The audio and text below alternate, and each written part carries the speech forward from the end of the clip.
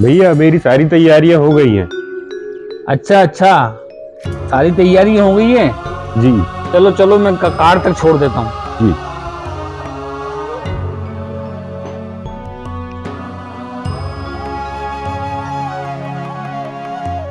लोकेश, जी भैया। अपना बड़ा रुतबा है, सोसाइटी में बड़ा नाम है, इज्जत है, शोहरत है, जी भैया। इसलिए पढ़ाई अच्छे से करना है और पूरे स्टेट में अपन को टॉप करना है। जी भैया, पूरे स्टेट में मैंने पूरी तैयारी की है, इस बार टॉप पढ़ाई करूंगा। करने जा रहे हो वहां पे, इसका क्या काम है, इसकी क्या जरूरत है, बेट को कहाँ ले जा रहे हो? जी भैया। इसको यहीं छोड़ दो।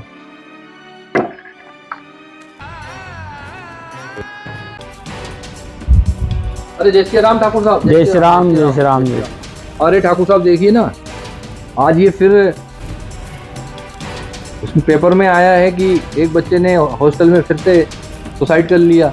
और सुसाइड नोट में उसने लिखा हुआ कि पापा मैं आपकी ख्वाहिशों पर खरा नहीं उतर पाया, आप में इतने ज़्यादा मार्क्स नहीं ले पाए कि आपके सपने पूरे हो सके, इसलिए मैं ये दुनिया छोड़ के जा रहा हूँ। देखिए ना आज कितना ये चल रहा है।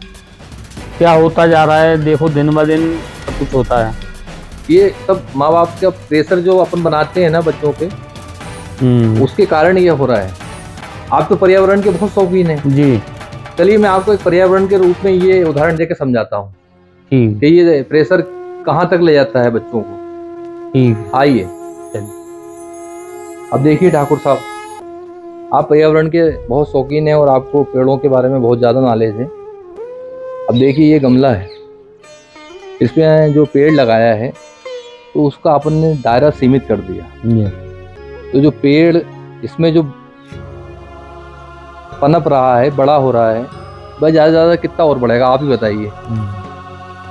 1 इंच या 2 इंच और बढ़ेगा, क्योंकि उसका दायरा सीमित कर दिया हमने। एक गमले में उसको स्थापित करके उसकी सारी सीमाएं हमने एक हद में बांध दी। अब यही बात मैं आपको चल के आपके बगिया में दिखाता हूँ, जो कि बहुत सुंदर है, इसकी तारीफ सभी लोग करते हैं।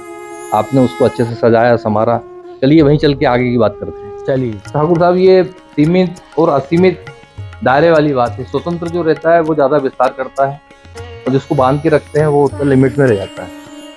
अब ठाकुर साहब ये बताइए, अब यहाँ पे जो हमें पेड़ दिख रहे हैं, ये बड़े पेड़ और छोटे पेड़, इनकी क्या कहानी है?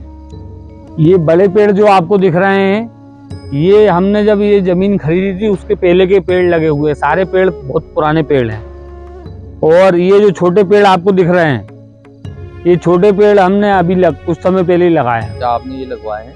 हाँ जी, ये पहले से लगे हुए जी। तो देखिए ये बड़े पेड़ों को, ये जंगल में खुले पनपे हैं, बड़े हुए हैं, ये हर आंधी तूफान को झेलने की इनमें क्षमता है जी। और सबसे बड़ी बात ये है कि ये गर्मियों में छांव देते हैं, फूल देते हैं, फल भी देते हैं जी। और ऑक्सीजन भी हमें देते हैं। इतनी ज़्यादा खासियत इनमें इसी वजह से आई है क्योंकि ये खुले में विस्तार हुआ है इनका, ये विस्तार से बड़े हैं, इन पे कोई सीमित दायरा नहीं था, ये असीमित है, इसलिए इतने बड़े बड़े पेड़ हो गए ये और इस काबिल हो गए कि ये हमें हर और जब ये अंतिम दशा की ओर जाते हैं तब भी हमें लकड़ी दे के जाते हैं। इसी को हम ऐसे ले सकते हैं कि जब हम बच्चों को फोर्स करके कहते हैं कि आपको ये काम करना है, तो वो उस काम में इतना ज़्यादा लग जाते हैं कि वो जो उनकी हॉबी है उस हॉबी को पूरा ही नहीं कर पाते। और इसी संकोच में और इसी उलझन में कि नहीं हमें पापा की ख्वाहिश पूरी करनी है, हमें मम्मी की ख्वाहिश पूरी करनी है, हमें बड़े भैया की ख्वाहिश पूरी करनी है, तो वो इसमें पिस जाते हैं, घुन जाते हैं। और ये खबरें हमें रोज़ पढ़ने को मिलती है कि हॉस्टल में बच्चे ने प्रेशर में आके ऐसा कर लिया, वैसा कर लिया।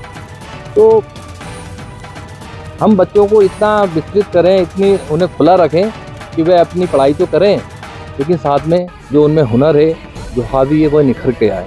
क्या कहते हैं आप इस विषय? नहीं, ठीक कह रहे हैं दांगी जी, आप बिल्कुल ठीक आपने बात बताई है, मेरे सारी बात समझ में आ गई है और मुझे अब क्या करना है मेरे समझ ध्यान में आ गया है।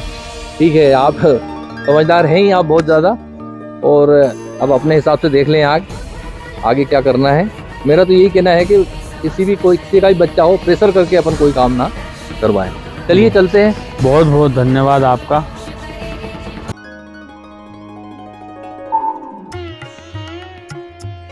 अरे लोकेश, तुम अभी तक गए नहीं छोटू? जी भाई साहब, बस मैं जा ही रहा था। आप दांगी अंकल के साथ थे, मैंने सोचा आपके आशीर्वाद लेते हुए जाऊं। जी भैया। सुनो छोटे, पढ़ाई के साथ साथ जी भाई साहब। अपनी हॉबी भी बहुत जरूरी है, इसलिए ये साथ लेते हुए जाओ। और पढ़ाई के साथ साथ हॉबी भी बहुत जरूरी है। जी बिल्कुल, मैं खेल में भी कुछ करके दिखाऊंगा भैया आपको। सभी मित्रों से सबसे समाज से निवेदन है कि बच्चों की पढ़ाई के साथ साथ उनकी हॉबी का भी ध्यान रखें। हॉबी भी बहुत ज़रूरी है, जिस प्रकार से पढ़ाई ज़रूरी है उसी प्रकार से उनकी हॉबी भी बहुत। असर डालकर बच्चों से कोई भी काम ना कराए। जय श्री राम।